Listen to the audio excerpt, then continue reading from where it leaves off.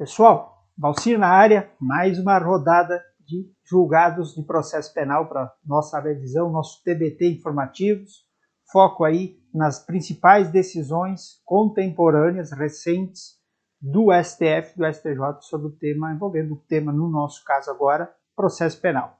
Vamos lá para aquele nosso desafio de tentar buscar a exceção da exceção, mais alguns retalhos aí ao longo na preparação da caminhada rumo à aprovação de vocês. Vamos iniciar aqui o nosso novo encontro abordando uma situação sobre a entrada em imóvel desabitado para fins de persecução criminal exige prévio mandado judicial. Observe que nós temos nesse tema de acesso à residência, tem toda a questão da proteção constitucional sobre o foco. Nós temos situações recentes na composição do entendimento entre o STJ e o STF sobre, por exemplo, a questão da necessidade de ser filmada a autorização. Vamos já passando a presunção de que vocês dominam a base, a jurisprudência basilar desse tema, de que o acesso ou é por ordem judicial ou mediante autorização naquelas condições que nós temos. A jurisprudência ela tem oscilado um pouco em termos de hora um pouco mais garantista, outras horas um pouco menos, no sentido de que o acesso deve ser restringido à prova coletada com o menor do indício de desrespeito da garantia constitucional da proteção. Toda a teoria da árvore envenenada aí, toda a instrução acaba sendo nulificada. Especificamente, primeiro, quando se trata de uma operação policial tradicional, mandado. Quando se trata de suspeita de crime em estágio de flagrância, aqui o Supremo, inclusive nesse momento que eu estou gravando, ainda está por decidir se, nesses casos do estágio, ele vai reafirmar a sua jurisprudência histórica de que quando há presença dos elementos do flagrante não há necessidade nem mesmo da autorização, embora a jurisprudência do STJ nos 2 últimos anos, ela tem inclinado no sentido que mesmo no estágio de flagrância, principalmente quando envolve a questão de drogas, não foram poucas as decisões anulando processos por conta dessa questão de não ter o mandado e por não ter a autorização. O simples fato da suspeita do estágio de flagrância por si só não seria suficiente para validar a operação policial nesses casos. Esse é um ponto. Tivemos uma situação bem interessante sobre esse autorizar, tem a necessidade ou não de filmar. O ônus da prova passou a ser da autoridade policial, de que ela tem. Nós temos lá incrementando o outro, de que no caso de prisão, o ônus de provar de que os direitos constitucionais ao sigilo, ao segredo, a não falar, é da autoridade policial, uma decisão conduzida pelo ministro Gilmar Mendes, mas ele toca um pouquinho nesse tema. E nós tivemos uma situação de que a autorização ela foi concedida, mas por uma pessoa que, embora com vínculos familiares aos residentes, ela não era moradora daquele local, e foi anulada a prova também por considerar que ela não era um membro daquele núcleo familiar, então ela não poderia autorizar algo que não competia a ela, embora tinha aí teve um debate sobre a questão do vínculo familiar dela. Nesse caso, especificamente, nós estamos indo a um outro retalho nesse tema. Vejam, aqui nós temos uma particularidade. O imóvel estava desabitado.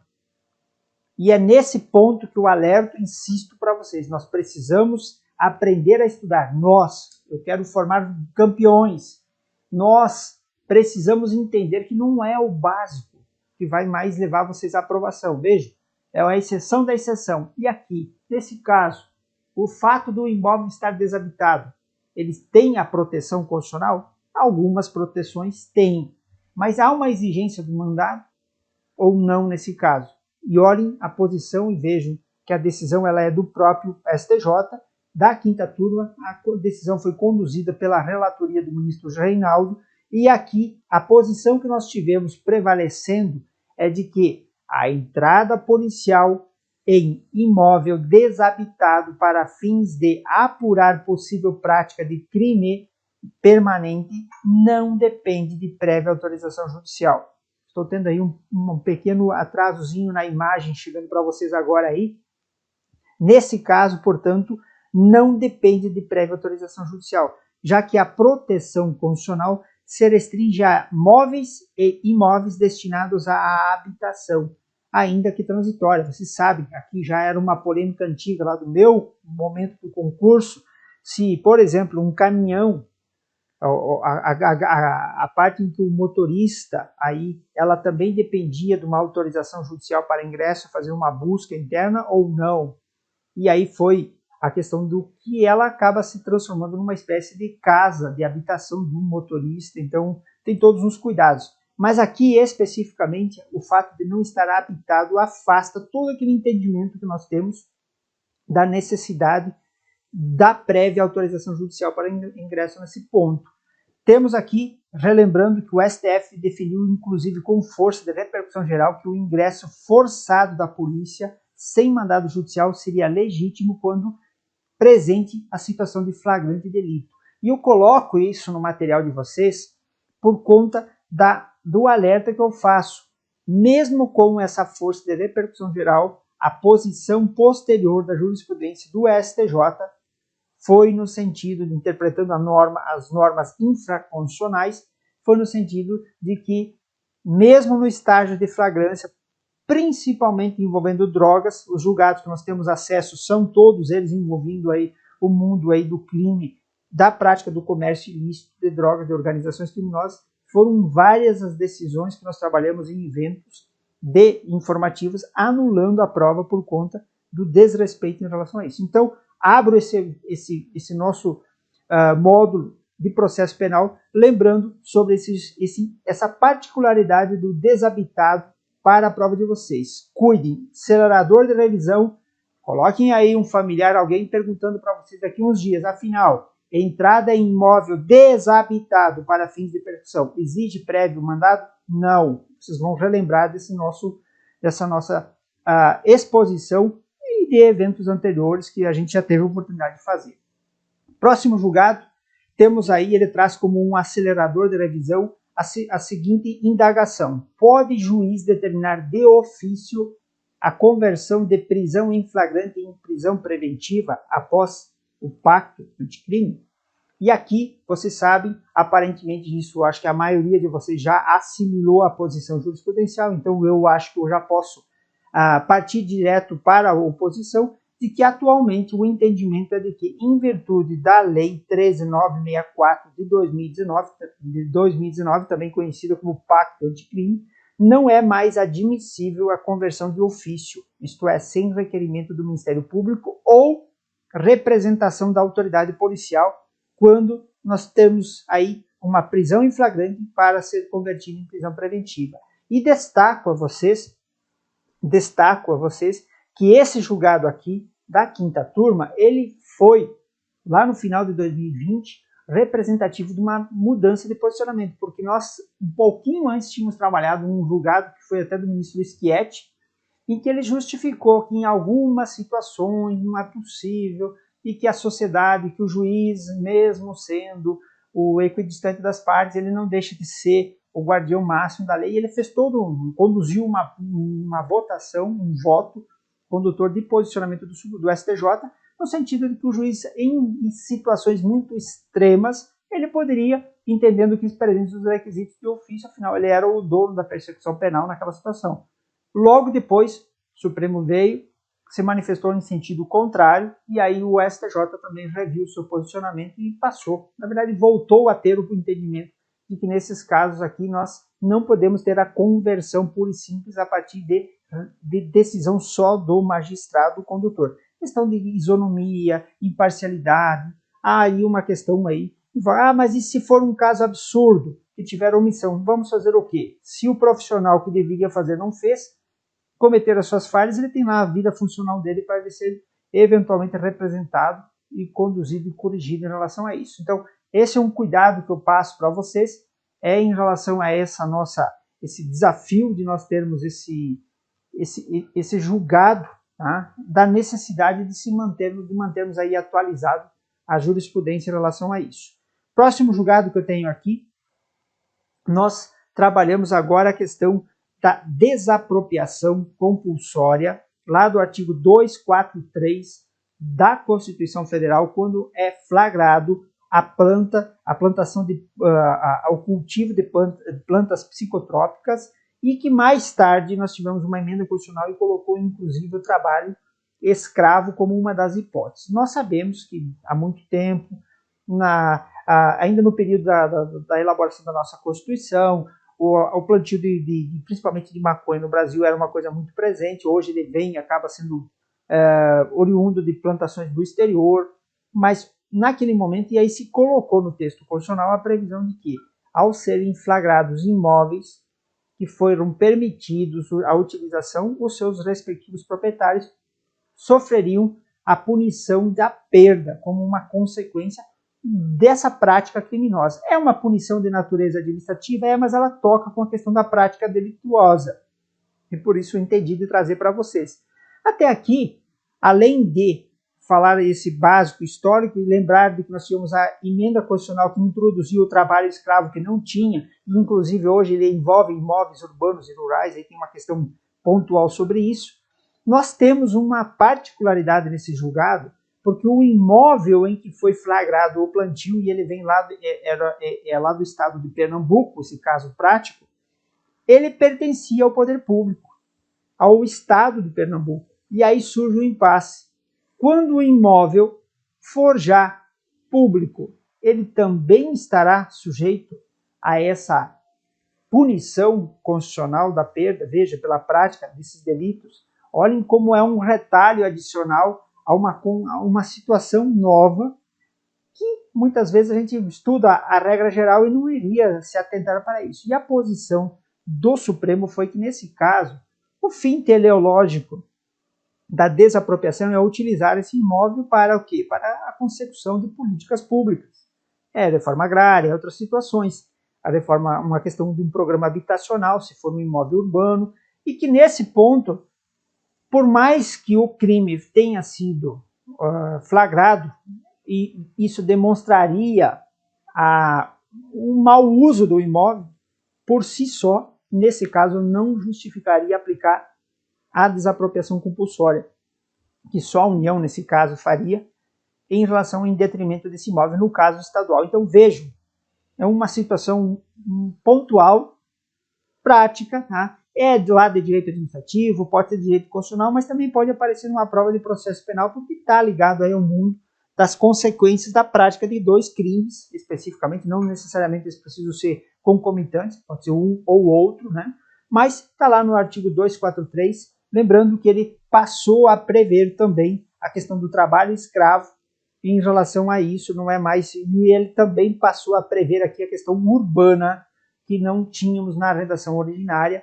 Então, cuidado com essas pegadinhas, é constitucional, mas fica aí, já aproveito para dar o alerta. O bacana da gente ser professor, tem todo o desafio de ser professor multidisciplinar, mas nos permite a dar esses pitacos mais amplos, né? Acaba ficando a possibilidade de agregar conhecimentos, tá? Não precisa ficar especificamente só dentro da janelinha, é mais conforto. Isso eu falo para vocês, quando eu vou dar aula sobre as minhas matrizes lá de constitucional, tributário ou financeiro, que são as minhas matrizes normais, é muito conforto. Quando eu vou explicar, por exemplo, um julgado também dessas matrizes, é fantástico, é muito tranquilo. Quando você sai um pouco, é desafiador, mas isso também oxigena. E tem um detalhe, isso é conforto de professor, poder escolher uma área. Vocês não podem.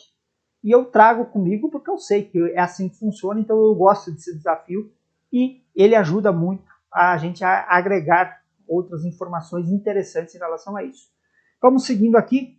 O próximo julgado que eu trago a vocês, ele é da terceira turma do STJ, é um HC, e vem aí uma pergunta prática, tocando um pouco de processo civil, mas envolvendo aquilo que é da essência do processo penal, a utilização do habeas corpus, as possibilidades ou não, e aqui o tema central ele envolvia o fato da aplicação daquelas medidas executivas atípicas lá, no bojo de um processo civil lá, a retenção de um passaporte, ou coisas desse gênero. Esse caso aqui, eu estou há um tempinho sem ver ele, mas eu imagino que ele envolve uma situação de uma pessoa que ela estava não cumprindo uma obrigação civil, foi entrado com o processo e ela estava residindo no exterior, acho que até em Portugal. E dentre as medidas que foram atribuídas, aí no início nós tivemos toda aquela polêmica, quando surgiu o CPC, se era possível ou não essas medidas, se era constitucional ou não, reter passaporte, carteira de motorista, essas coisas, medidas indiretas para forçar o cumprimento da obrigação. E num primeiro momento, a jurisprudência, inclusive do STJ, foi no sentido contrário. Depois se amadureceu no sentido de que é possível sim, desde que justificado, tem os requisitos, no evento similar a esse, mas aí de processo civil nós vamos revisar esse julgado. Mas o fato é, nesse ponto aqui, o HC ele seria possível? Em lógica diz que não, mas nós vamos ver que aqui estava em jogo a questão de um passaporte. Vamos ver se é esse caso mesmo. Essa pessoa estava residindo em Portugal, no exterior, e ela teve retido o passaporte. E aí vem a questão da impossibilidade de ela se locomover. Ela não poderia regressar ao país por conta dessa retenção. Então, nesse caso aqui, excepcionalmente, vejo, foi avalizada, foi aceito o HC, e inclusive esse HC, observem, ele tramitou na terceira turma do STJ. E a terceira turma do STJ integra a sessão de direito privado, que a gente faz nos eventos do STJ semanalmente. Então, vejam, HC também pode ser utilizado em processos civis quando estiver em jogo aquilo que é a finalidade. Não está escrito na Constituição que o HC é exclusivo de processo civil, de processo penal, melhor falando. Não, ele é um remédio constitucional para atacar quando tiver em risco as questões de locomoção decorrente de ilegalidade ou abuso de poder. Nesse ponto, portanto, nós temos esse detalhe. Fica aí no material, na tela de vocês, a questão dos requisitos para os meios executivos atípicos, mas é matéria lá do processo civil, nós vamos abordar naquele momento oportuno dos julgados lá do processo civil. Provavelmente muitos de vocês já tenham até tido contato, eventualmente, em relação a ele, em outro vídeo aula aí, que estão à disposição nessa plataforma, a qual, como eu falo, já falei em outras oportunidades, conto com o apoio de vocês. É simples, não tem nada de fantástico, a gente está aí para colaborar, mas aquele pedido de colaboração, sobretudo nesse início aí, para a gente fortalecer para poder fazer esses eventos. Nesse momento que eu estou gravando no estúdio e fazendo edição, já falei em outras vezes, preciso do apoio de vocês para a gente agregar aí seguidores e uma audiência inicial para que a ferramenta, a plataforma libere aí para a nossa conta a possibilidade de nós fazermos os eventos automaticamente ao vivo, como eu sempre faço, porque daí eu já gravo e ele já fica à disposição de vocês. Nós ganhamos tempo e eu ganho em não ter a necessidade de fazer todo o trabalho de edição para publicar. Isso tem um outro programa para passar. Por mais simples que eu faça, ele dá sim o seu transtorno, ele gera, e esse tempo eu quero utilizar, se possível, para mim produzir mais outros vídeos para vocês. Então, é uma mão de via dupla aí, se vocês puderem colaborar, agradeço demais. O nosso próximo julgado, ele traz como um acelerador de revisão a seguinte indagação: é possível aplicar a agravante da idade avançada, lá do artigo 61, inciso 2º, a linha H, do Código Penal, quando não se puder comprovar que o autor do delito conhecia a condição especial da vítima? Vocês sabem, nós temos lá uma estrutura de sentença, e eu não estou nesse momento trabalhando com processo penal na minha jurisdição, e também por falta até mesmo de tempo, embora sou apaixonado, mas não consigo hoje assumir maiores desafios, mas dosimetria da pena é um grande transtorno, é um grande trauma para a imensa maioria de quem sonha em fazer concurso de juiz. E ela é um trauma não porque efetivamente ela constitua um percalço, mas porque a gente não tem muita familiaridade e aí muitos bloqueiam, começam a criar fantasias de algo impossível e acabam até mesmo se afastando da carreira da magistratura de medo. Medo de enfrentar, medo de aprender. E, gente, não tem nada demais. Você vai ter simplesmente sempre a mesma história. Você vai ter lá preliminares de nulidade, questões processuais para resolver eventualmente. você vai ter que decidir se tem materialidade baseado nas provas dos autos, se tem os elementos para dizer que aconteceu um crime. Na sequência, você vai vir falar e firmar ou rejeitar a questão de autoria, se aquela questão de que a denúncia, o inquérito, a denúncia basta indícios de autoria, agora precisa ser concretizado isso. Então você tem uma escala mental numa sentença de natureza criminal que é sempre a mesma coisa. Se tiver as preliminares que devem ser resolvidas antes, afirmar a materialidade, que efetivamente tem um corpo em algum lugar, alguém morreu, então tivemos um homicídio, ou se é um feminicídio, o contexto da mulher, enfim, aquelas situações. Na sequência, quem praticou. Vamos analisar se nesse caso, essa pessoa que é inconteste que ela foi a autora, ela não estava sujeita a uma outra tipo de excludente, que daí você analisa nessa fase posterior, no caso de inimputabilidade, outras situações, dependendo do caso, né? Tem que ver se vai analisar ou não. Às vezes não aconteceu nenhum crime, por que eu vou ficar analisando se ela é inimputável, vou declarar inimputável, às vezes uma medida de natureza que não se fala punitiva, mas ela é uma medida de segurança, acaba sendo uma punição. Então você tem que fazer as escalas, os degraus para chegar. Firmou isso, não tem nada, não tem nenhuma excludente, nada. Gente, está condenado. E ao estar condenado, você vem à fase da dosimetria. A primeira delas são as circunstâncias judiciais, do 59. Você analisa mínimo, máximo, tem lá a tática de que você pega entre meio o mínimo, dependendo dessas circunstâncias serem mais favoráveis ou não. Normalmente você não tem, muitas vezes se altera, tem uma mídia, acontece alguma coisa, vamos aumentar a pena. Gente, as penas a gente nunca sai do máximo, pelo contrário, não muda muita coisa. Isso aí é jogar para a torcida, essas alterações legislativas, a trocadilho aí para jogar, para atender a opinião pública. Não é assim, na prática é só quem não conhece como funciona a dosimetria que faz isso. O legislador precisa também atender a sua base eleitoral e faz isso. Pena base, depois você vai vir uma pena provisória, vamos lá, você vai ter uma situação em que você vai ter as circunstâncias legais em que o próprio legislador ele disse assim, olha, se acontecer isso é negativo, se acontecer aquilo é positivo. Nas circunstâncias judiciais da primeira fase, é o juiz que vai avaliar. Ele, com base nos autos, ele vai dizer se aquilo é positivo ou negativo. Na segunda fase, agravante e atenuante, foi o próprio legislador que já disse, olha, se você praticar crime enquanto uma pessoa de alta idade, ela presumidamente não vai ter condições de se defender, então eu vou te punir mais. E depois vem na terceira fase, a fase daí das circunstâncias especiais, que você tem lá as majorantes, minorantes, é uma tentativa, não foi um crime consumado, então eu vou reduzir de tanto a tanto, em todos aqueles contextos que você vai qualificar nas três fases. A agravante ela está na segunda. E especificamente aqui nós estamos falando desse caso em que a pessoa, o autor do delito, ele praticou, a vítima é alguém, um ancião. E aí surge um impasse. A lógica nossa, e nós aprendemos isso, que essas circunstâncias elas são de natureza objetiva. Significa dizer que, como regra geral, desimporta se a pessoa sabia ou não sabia. Aquela pessoa tinha X anos, um dia tinha feito o aniversário no dia anterior, então ela preencheu os requisitos, ou ela ainda faltava um dia. Vejam, se ela atingiu o requisito objetivo, há aplicação da agravante nesses casos.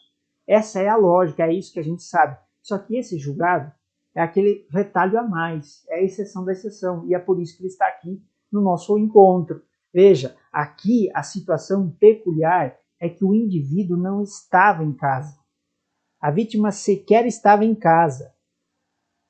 A vítima era um ancião? Sim, mas ela não estava em casa. E mais, o local da prática do crime, aqui acho que era um crime contra o patrimônio, salvo engano, e ele foi numa sequência, esse meliante, ele acabou praticando o mesmo crime em outras casas lindeiras, vizinhas. Portanto, nesse caso, excepcionalmente, a quinta turma do STJ entendeu que não era possível aplicar agravante da idade. Mais que isso, entendeu que aqui não se aplicaria o entendimento jurisprudencial de que essa condição de majoração, de ampliação da pena, de agravamento, melhor falando, ela é objetiva.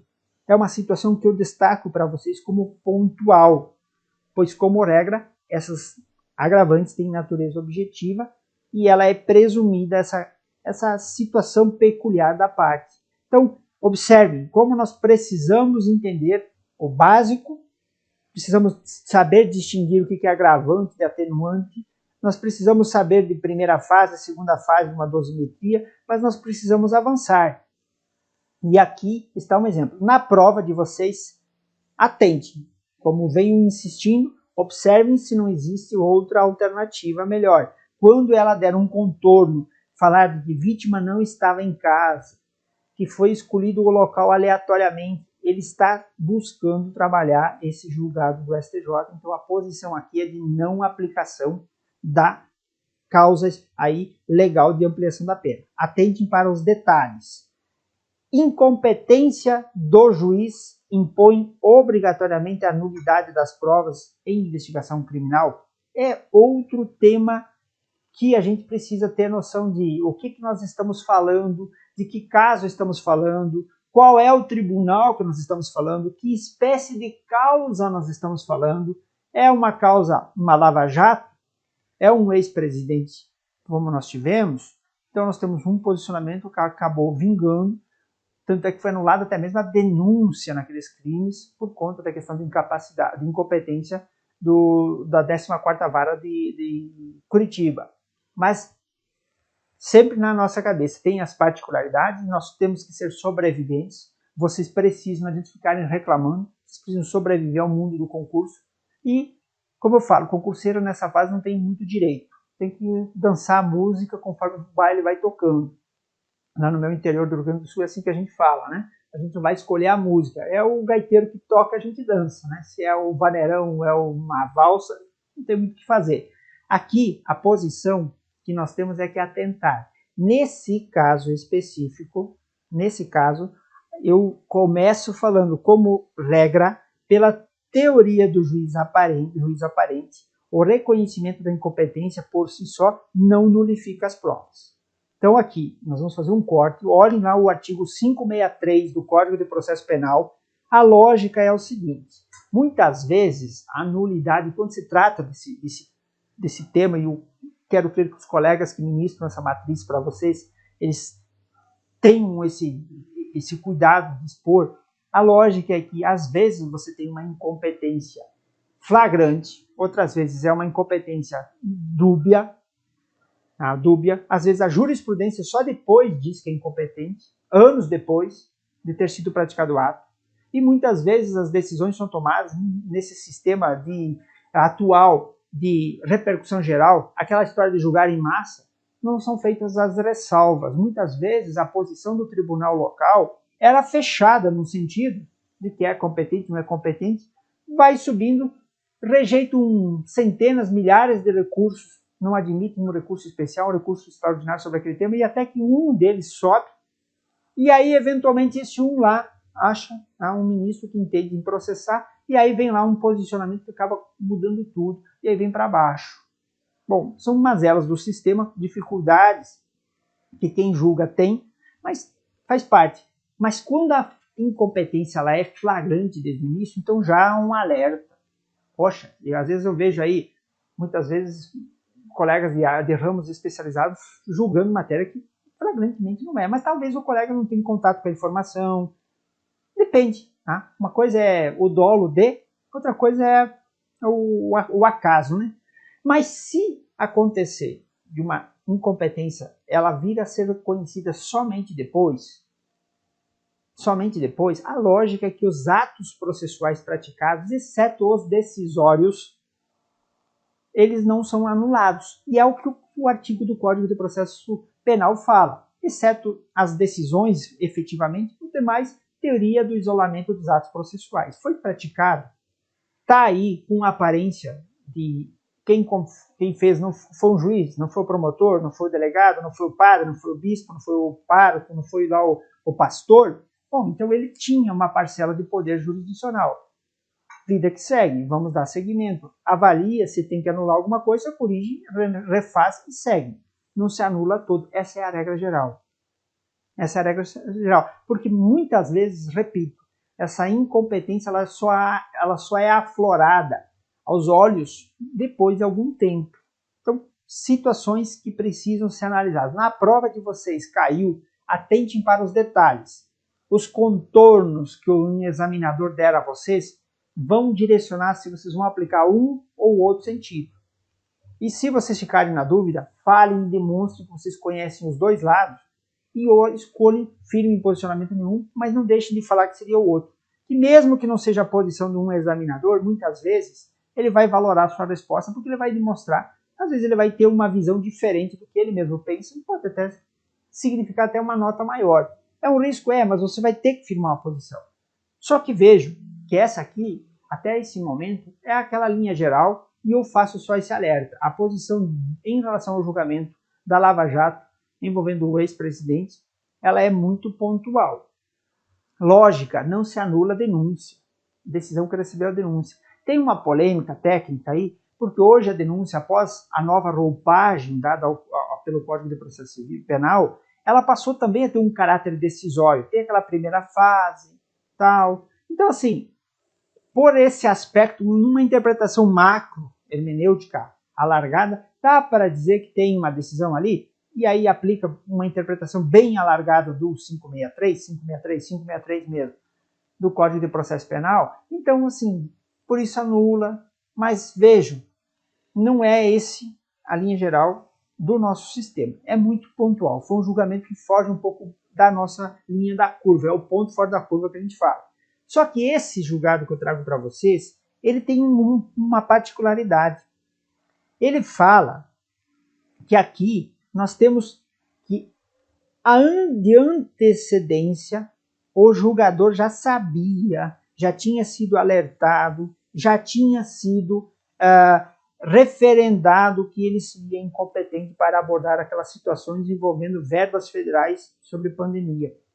Então nós temos aqui aquela incompetência que não é aquela incompetência do acaso. E por essa razão, veja que aqui nós já estamos com um retalho a mais. Da regra geral é uma situação, aqui nós temos uma exceção. Por essa razão, dele já ter sido demonstrado nos autos pela defesa de que ele já tinha que ter noção de que ele não teria competência, é por esse motivo que o feito aqui, nesse caso, foi anulado, foi reconhecido que a nulidade marcou todo o andamento da marcha processual. Então, situações pontuais, espero, assim, no intuito de ir provocando, nós vamos ter outros julgados, então a gente vai relembrando para vocês fixarem bem, porque aqui sim, esse tema ele também abre por várias possibilidades. Vai decidir para vocês, no mundo da prova de vocês, os detalhes de um enunciado, da afirmação que for feita para vocês. E sempre comparando com outras alternativas, se for uma questão de prova objetiva. Próximo julgado que nós temos aí, ele envolve a questão de um tema tão da nossa atualidade, provedor de internet pode ser multado por não fornecer dados que ele comprova que não existem. A simples defesa de que não possuiria acesso aos dados sustenta a sua manutenção da multa. Gente, aqui envolve, é a decisão da quinta turma do STJ, envolve as famosas histórias de quebra-sigilo de um provedor de internet para obter a informação de alguma mensagem, troca de um usuário. Vem lá a resposta do provedor dizendo assim, olha, em primeiro lugar, não é armazenado no Brasil, está lá no exterior, eu não posso fornecer, porque as regras internacionais e tal, e tal, tal. Esse é o primeiro ponto. Vale esse posicionamento? A posição nossa atual é de que não. Tem alguns cuidados, o Marco Civil da internet aí vem, nós vamos ver outros julgados também sobre isso, mas assim, não dá para eles se eximir, porque eles prestam serviço, eles lucram no Brasil, e ao virem trabalhar no Brasil, lucrar no Brasil, eles se sujeitam às leis brasileiras. E nós não temos essa possibilidade. Tem dificuldade? Mais tem, mas não é para negar. O fato é que aqui vai a mais. Até aí já é meio que batido esse posicionamento. O fato é que aqui o provedor conseguiu comprovar de que ele não tinha as informações que estavam pedindo mesmo. Porque o cidadão que achavam que tinha feito troca de mensagens não tinha feito essa troca. E ele provou tecnicamente isso. Só que no entremeio, a primeira defesa, dizendo que os dados estavam no exterior, eles não tinham demonstrado isso num primeiro momento. E aí veio a aplicação da multa pelo juiz, pelo descumprimento da ordem judicial, como uma forma de coagir uma medida indireta, que a gente já viu, para forçar o cumprimento da decisão. E o fato é que surge e sobe e chega lá no STJ o debate sobre, afinal, aquela multa, nesse caso em que não tinha dados para ser fornecido, vai prevalecer, vai continuar, ainda que o comportamento processual inicial dele foi um comportamento não dos melhores, não colaborativo com a solução do desvio do caso, e a posição que nós temos aqui da quinta, e veja que é uma decisão que surgiu, uma multa dentro de um processo penal, porque a quinta turma que julgou, o ministro Joel foi o relator, e aqui foi fechado o posicionamento de que é ilegal impor multa por descumprimento nesse caso específico, quando comprovar que há inexistência. E isso não muda pelo simples fato de, num primeiro momento, ele até ter justificado de uma maneira equivocada com relação a essa questão de sediado no exterior e tudo mais. Então, assim, o que vale para nós? Aqui é a exceção da exceção. Se demonstrar que efetivamente a prova, não dá para fazer a prova diabólica, não dá para fazer a prova do juízo negativo, a prova que não existe, demonstrando minimamente de que realmente o indivíduo, naqueles horários, tal, não fez uso da ferramenta, por si só já leva ao afastamento da multa, ainda que o comportamento inicial tinha sido uma linha de defensiva totalmente diferente. Deixo só um começo de alerta sobre marco civil da internet. Lá no civil, nós vamos abordar muito sobre isso. O provedor deverá fornecer, quando requisitado judicialmente, o teor das comunicações entre usuários da rede, contanto que ainda estejam disponíveis. O próprio marco civil da internet, porque muitas vezes se vem querer buscar dados que estão armazenados, supostamente aconteceram há muito tempo. E dentro dessa dinâmica, vejam, a vida nossa hoje moderna está baseada nessas questões de redes sociais e tudo mais, e isso aqui é muito dinâmico, é muito ágil. Então o passar do tempo faz com que essas empresas também não tenham a obrigação de ficar eternas. Existem regras, marcos, é um tema aí, a depender do seu concurso, do seu ato, vai ter que estudar. Não tem jeito, porque é algo novo, é do cotidiano nosso, é o tema moderno que nós temos aí. Vamos lá? Modo grave, como o crime é cometido, pode justificar a decretação de prisão preventiva? Bons antecedentes por si só impedem a conversão da prisão em flagrante em preventiva? Gente, aqui bem direto, o fato é que o modo como o crime é cometido, revelando gravidade concreta, constitui elemento capaz de demonstrar o risco social e justificar a conversão da prisão em flagrante em prisão preventiva em nome da garantia da ordem pública. O caso é a agressividade. Ah, mas e ele é um cara bom, de bons antecedentes, foi o único erro dele, ele nunca teve nada, ele ajuda na igreja, ele colabora no colégio do filho e tudo mais, tem antecedentes, ele nunca teve registro nenhum, nem ocorrência policial, mas o cara pegou um pedaço de pau e brutalmente atingiu uma pessoa idosa, que ele discutiu, ele fez ameaças, ele estava transtornado, ele teve um princípio de desequilíbrio que levou... Gente, dependendo do contexto fático, e novamente voltamos à análise, e a afirmação é de que depende do que for descrito para vocês, sim, a agressividade, o modo como foi gravoso a prática do delito pode justificar, ainda que o cidadão tenha sido um anjo até então. Condições favoráveis, em contrapartida, não impedem a prisão cautelar. São situações distintas. 312, tá aí para vocês. Deem uma olhadinha no Vadimeco, revisem ele, deem uma passadinha de olhos nos termos essenciais. Instauração de PAD, de aquele processo disciplinar lá no cumprimento da pena. E a aplicação da falta grave, de punição por falta grave, no cumprimento dessa pena, exige prévio trânsito em julgado da decisão judicial desse fato posterior. Imagine a seguinte situação, aqui é uma repercussão geral, tema 758. Imagine a seguinte situação, o apenado está lá cumprindo e ele vem lá a praticar uma conduta que configura falta grave lá no sistema prisional. E essa conduta, ela inclusive configura uma prática de crime. Exemplo, está lá e ele comete um homicídio com relação ao colega de cela. Precisa esperar uma condenação transitar em julgado em relação a esse segundo fato, para só então aplicar as penalidades do cumprimento administrativo, do cumprimento da pena? Não, essa é a posição que nós temos. Nesse caso, o fato dele ter cometido uma falta grave decorrente da prática de um segundo crime doloso no curso da execução, dispensa.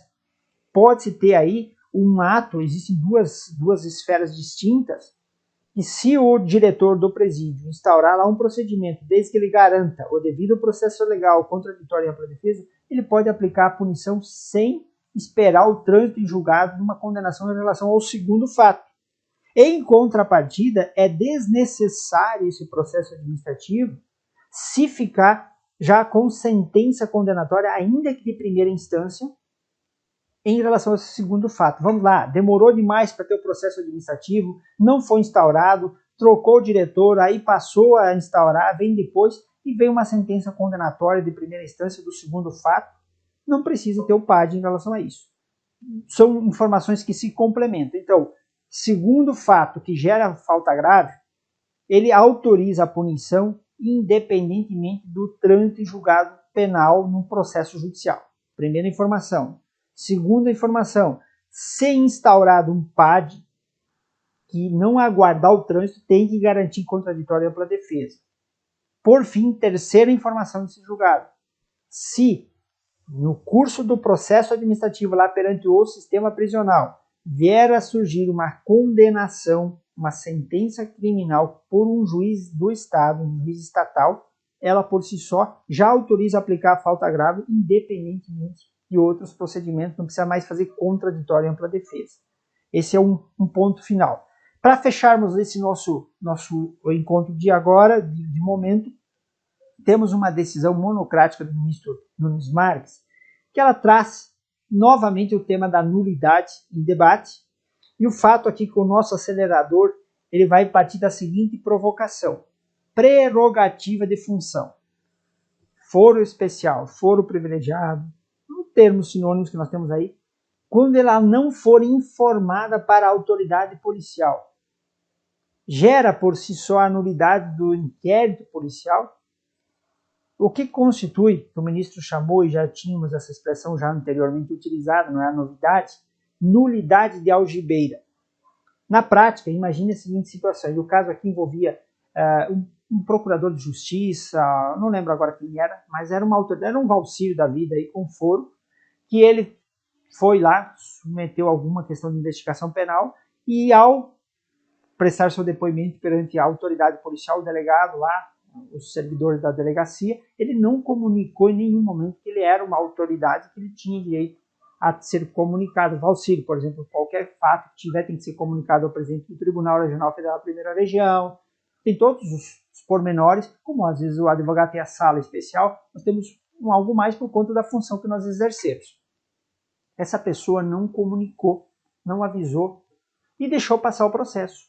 Veio lá o indiciamento, veio a denúncia e no curso lá, já do andar das marchas, vem a alegação, tudo nulo porque não foi me garantido o foro. Eu não poderia ter sido analisado lá pelo inquérito, lá da autoridade X, eu tinha direito de ter um inquérito tramitando no outro local, por isso. Eu sou autoridade. E aí vem um impasse. Nesse caso, quando a própria parte da causa nulidade, ou então quando ela simplesmente ela sabe da existência da nulidade, mas guarda na algibeira, como é uma expressão nordestina, acho que é uma expressão, mas enfim, ela guarda uma carta na manga para só usar lá depois, que no processo civil nós chamamos de princípio da surpresa, hoje já vedado, combatido, de deixar a pessoa, nesse caso, ao venir contra o próprio fato, né? Na verdade, aqui ela mesma deu causa, mas o silêncio dela para só comunicar isso depois. Então, são duas situações pontuais aqui nesse julgado, e daí a relevância de nós trazermos ele, embora uma decisão monocrática. Primeiro, porque nulidade de algibeira é essa nulidade escondida, essa nulidade em que você guarda para apresentar somente quando é conveniente. Isso atinge um pouco os deveres de boa-fé objetiva, de cooperação. São formas que nós temos. O processo civil hoje já é bem contundente no sentido de não é que não vai validar essa nulidade, não vai aceitar a alegação, mas ele impõe requisito, tanto é que ele dá o direito ao contraditório, tem todo evitar o princípio da surpresa. Mas aqui, especificamente, o que traz o caso é de que ninguém, nesse caso, pode se beneficiar da própria torpeza. Ele deu causa. Ele, nesse caso, vai ter que demonstrar o prejuízo efetivo para buscar a nulidade. Nós temos uma súmula antiga do Supremo Tribunal Federal, a súmula 523, que fala que no processo penal a falta de defesa constitui nulidade absoluta, é um exemplo, mas a sua deficiência só anulará se houver prova do prejuízo. O artigo 563 fala que nenhum ato será declarado nulo se a nulidade não resultar prejuízo. O 567, a incompetência do juízo anula somente os atos decisórios, que nós acabamos de falar no julgado anterior. O fato é que até alguns anos atrás, a lógica do sistema estava em cima de que nulidade só se declarava quando ela ocasionava realmente um prejuízo, e por isso invertíamos o ônus da prova.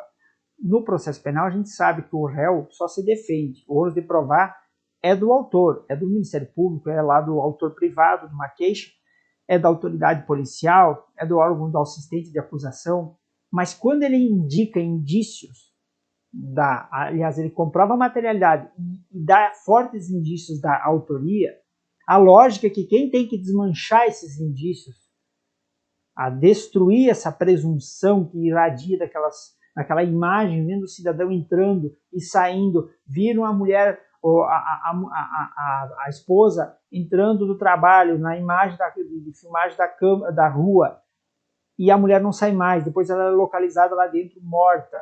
E aí você vê que do horário que a mulher entrou em casa, somente uma pessoa entrou lá dentro, somente uma pessoa saiu de lá. Indícios claros de que aquela pessoa pode ter sido o autor do feminicídio, do simples homicídio, que seja. Quem tem que fazer a prova inversa é o réu. Então, assim, é meia verdade dizer que o ônus nunca é do réu. O ônus é do réu, sim, nesses casos. Mas isso é um debate mais acadêmico, mais profundo. O fato é que nas nulidades, sempre nós guiamos na ideia de que, exatamente para isso, às vezes a pessoa deu causa à nulidade e ela vem depois querer invocar o venire contra o próprio facto, né? Ela mesma deu. Então sempre se guiou em cima de que você quer anular o processo, me prove o prejuízo. Isso era uma coisa assim muito assim, tranquila. Só que fruto de todos esses processos com repercussões que vem vindo aí desde mais ou menos período mensalão para cá, nós ganhamos, assim, a mídia passou a acompanhar muito esses processos de repercussão, e aí foram surgindo, eu não sei se é fruto da qualificação das defesas, não sei se é mudança de posicionamento de quem compõe os tribunais que julgam isso, um fato acadêmico, isso, estamos num campo de academia aqui, é relevante isso, não vamos dizer que é má fé ou boa fé, mas o fato é que nós passamos no processo penal a praticamente incorporar a ideia de que é nulo e ponto. Não importa quem deu causa, o que foi, porque foi às vezes o próprio, nesse caso, a própria parte que deu causa à nulidade e ela vai se beneficiar. E muitas vezes as nulidades. Era isso uma tendência nos últimos, assim, diria, períodos, no último ano, a gente vai sentindo a jurisprudência buscando um certo recuo para buscar um ponto de equilíbrio entre o justo, tá?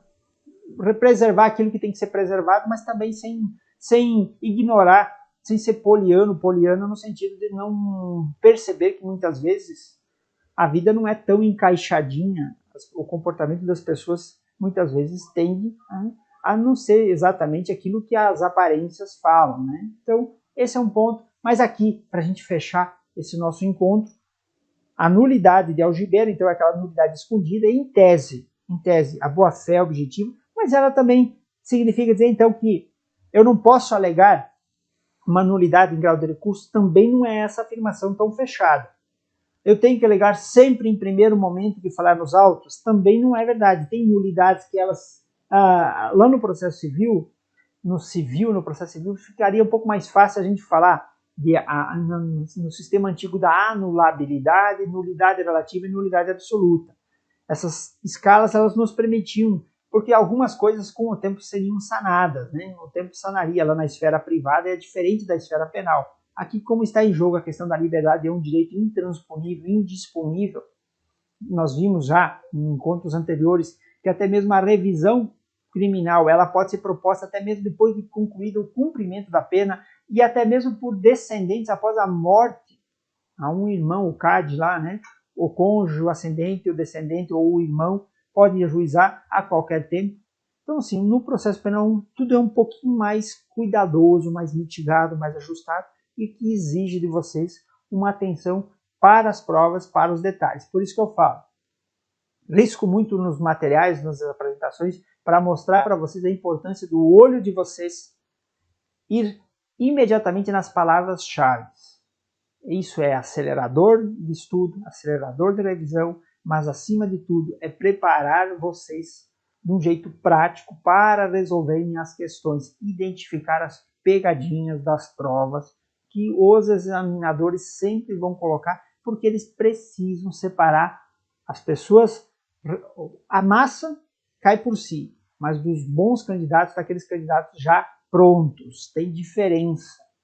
E isso é trabalho lento, é crucial a repetição, por isso eu insisto nessa espécie de evento aqui, porque não tem como esses detalhes serem pegados lendo assim aleatoriamente. Muitas pessoas falam que só estudar lei seca é suficiente para passar em prova objetiva. Eu falo para eles assim, olha gente, eu fiz 46 concursos, desculpem, me sinto muito qualificado para dizer, é loucura dizer que nas carreiras jurídicas, principalmente essas mais disputadas, alguém vai lograr êxito sem muito sangue, muito suor, muito sofrimento nesses casos. Gente, sério por aqui, tá? Esse então era o nosso último julgado nessa nossa rodada, envolvendo aí questão de nulidade. Vejo que são temas importantes demais. Tentamos selecionar para fazer um mix. Estamos aí na batalha do processo penal. Convido vocês aí, muitas vezes vocês têm base de concursos em outras disciplinas, mas deem uma olhadinha, conhecimento não ocupa espaço, às vezes um estudo disso permite vocês renascer algumas informações que estavam aí. É uma forma de acelerar, como muitos falam, é a forma americana, as faculdades de direito dos Estados Unidos, que eu não conheço, mas muitos que conhecem falam que o método de ensino que eu adoto é um método muito similar ao que eles têm lá, é pegar um caso concreto e desse caso concreto abrir para as questões teóricas, as revisões, as pontuações, e não o contrário, como nós fizemos na fase da graduação nossa no Brasil, em que a gente fica lá sentado ouvindo teoria, e quando chega no momento de aplicar na prática, a gente se sente acuado. Na fase do concurso, eu falo com toda certeza, esse método, por mais que ele pareça no começo mais truncado, é o método mais seguro, porque as informações efetivamente elas estarão aí. Não 100%, mas uma boa base fica. Outras formas, decorar, não vai surtir o efeito. Ok, gente? De coração, mais um vídeo aí para vocês. Espero que seja proveitoso, que esteja sendo útil para a vida de vocês. E aquele apoio, eu conto com vocês, vocês contam comigo e nós vamos juntos aí, de uma maneira aí, retribuindo, como sempre gosto de falar, aquilo tudo de bom que a vida me proporcionou, é a forma que eu encontro de estar aí presente também com a geração de vocês do mundo dos concurseiros, tá? Para que vocês também tenham o prazer de um dia ver o seu nome inscrito lá na lista de aprovados, para vocês verem como vale a pena todo esse sacrifício, toda essa privação que vocês estão enfrentando. Ok, gente? Até a próxima. Tchau, tchau.